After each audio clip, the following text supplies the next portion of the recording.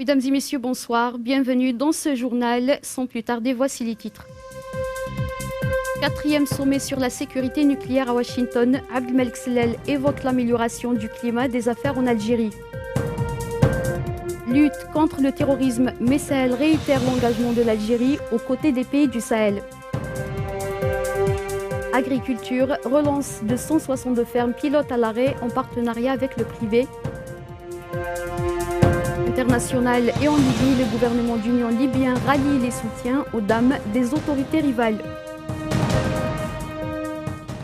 Au 4e sommet sur la sécurité nucléaire à Washington, le Premier ministre Abdelmalek Sellel a évoqué avec la vice-présidente de la Banque mondiale, Madame Sri Mulyani Indrawati, l'amélioration du climat des affaires en Algérie, sujet de Naliman Azgan.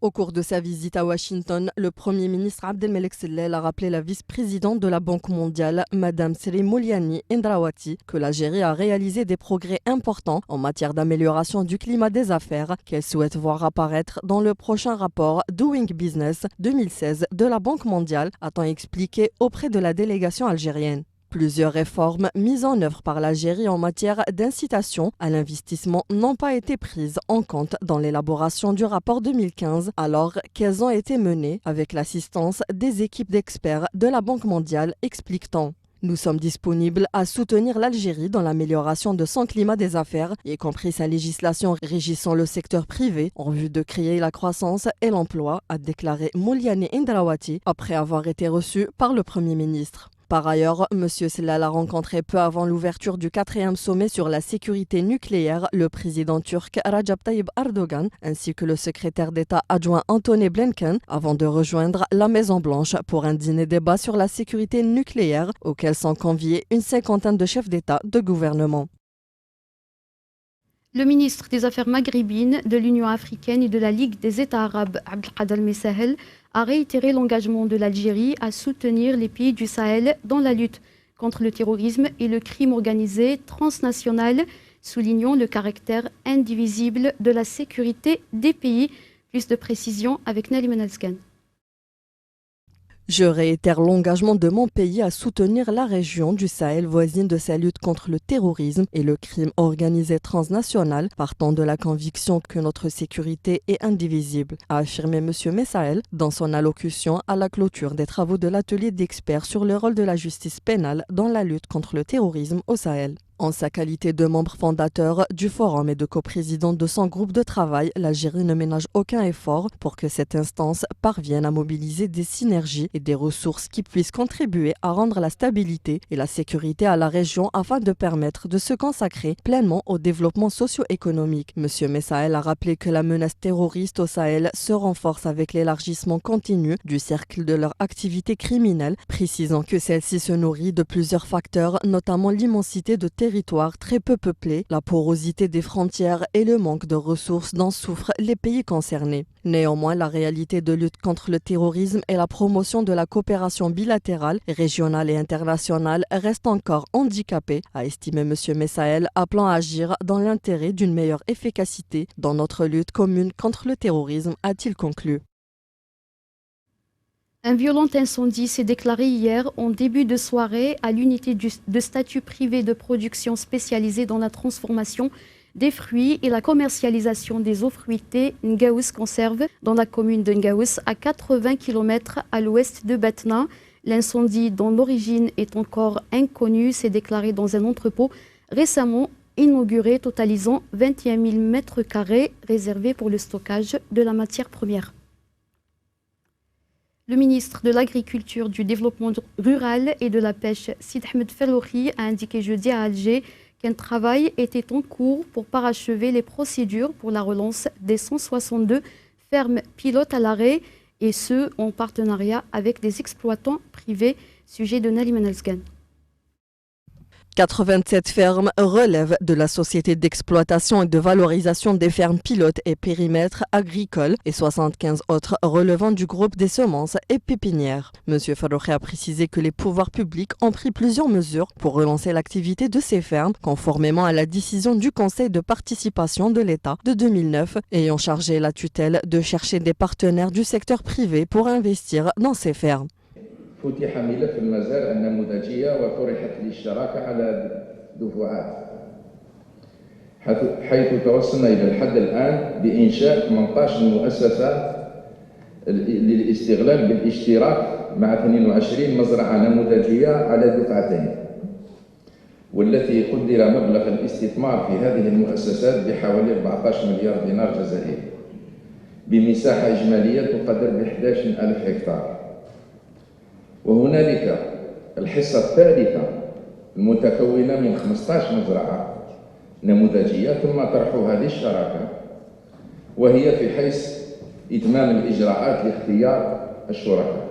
Il a rappelé que 18 entreprises d'exploitation ont été créées en partenariat avec 22 fermes pilotes sur 2 étapes avec un montant estimant à 14 milliards de dinars et sur une superficie globale de 11 000 hectares. Une 3e étape concerne 14 fermes pilotes est également en cours et l'opération est en phase de sélection des partenaires, a-t-il ajouté. Le ministre du Commerce, Barty Belaïb, a estimé nécessaire d'accélérer la réalisation du marché de gros des produits alimentaires à Bab Ali en remplacement du marché de Gué de Constantine, ex-Samar, sujet de Kalimaj Toutah.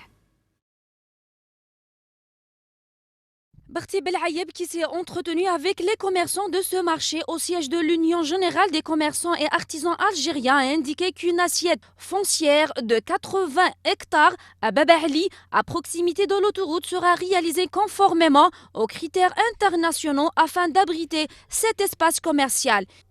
Il a été convenu avec les commerçants qui prendront en marge le financement du projet de créer une entreprise qui s'occupera du design et de la réalisation. Le ministre a aussi annoncé l'association de la société de la réalisation et de la gestion des marchés de gros, des fruits et légumes qui détient une expérience de la réalisation de ces projets. Il n'a pas exclu cependant la possibilité d'une contribution du gouvernement à la réalisation du marché si les commerçants ne parvenaient pas à assurer son financement intégral. Par ailleurs, la création de la première mutuelle sociale au profit des commerçants et artisans algériens pour une prise en charge de la couverture sociale de ces derniers a été annoncée jeudi à Alger. Les affiliés à cette mutuelle bénéficieront d'indemnisations complémentaires à celles versées par les caisses des assurances sociales, d'une retraite complémentaire ainsi que d'autres avantages, centres de santé et de loisirs, aides financières dans le domaine du logement.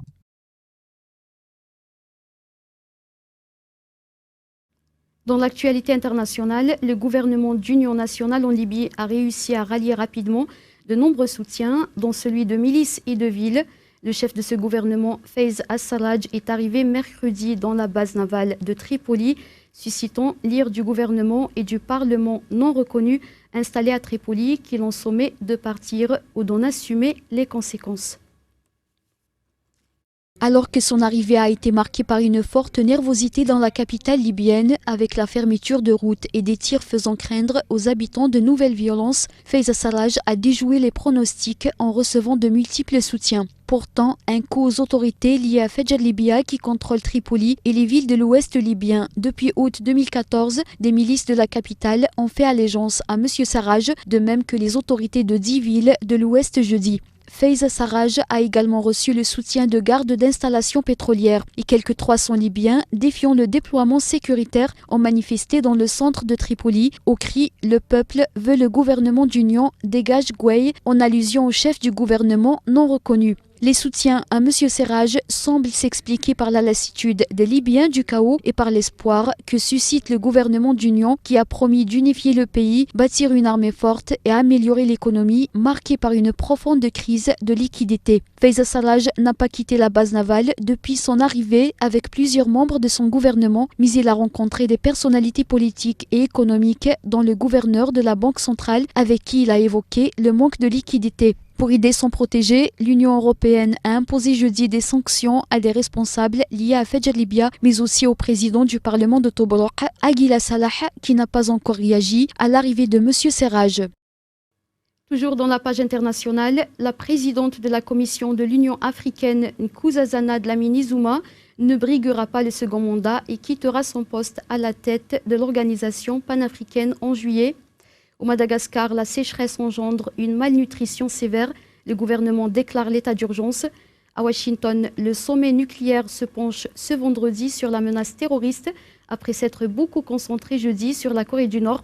Et enfin, au Brésil, la gauche mobilisée contre la procédure de destitution en cours contre la présidente Dilma Rousseff. C'est le monde d'aujourd'hui en bref.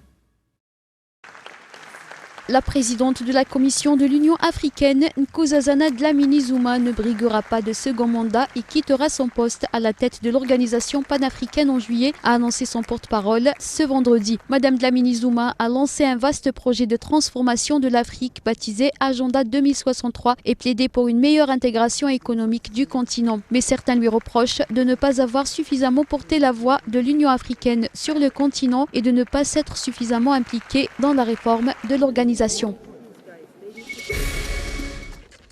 Le gouvernement de Madagascar a déclaré l'état d'urgence pour le sud de l'île après 2 ans de sécheresse prolongée qui ont touché l'agriculture, le manque d'accès à la nourriture, aux soins médicaux, à l'eau et aux installations sanitaires. La région fait face à une hausse des cas de malnutrition aiguë. L'ONU a élaboré un plan d'intervention d'urgence avec un budget de 70 millions de dollars, mais seulement 9% ont été obtenus jusqu'à présent.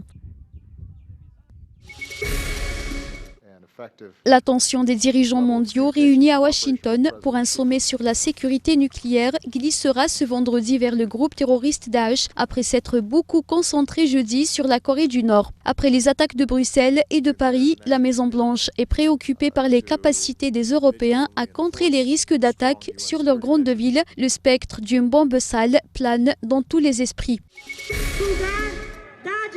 La gauche brésilienne a sorti ses drapeaux rouges pour manifester contre la procédure de destitution en cours contre la présidente Dilma Rousseff, en grand danger après le passage à l'opposition du pilier centriste de sa coalition. Des dizaines de milliers de sympathisants du Parti des travailleurs au pouvoir manifestaient jeudi en défense de la démocratie dans une trentaine de villes au Brésil. La gauche brésilienne espérait administrer une démonstration de force pour influencer les députés qui hésitent encore à voter pour ou contre la destitution de la dirigeante de gauche lors d'un vote crucial attendu mi-avril. Sport pour terminer, le boxeur algérien Zinedine Ben Makhlouf a conservé son titre de champion du monde à l'issue de sa victoire après abandon au 6e round de l'Allemand Larbo Schulz jeudi soir à la salle Harsha Hassan d'Alger.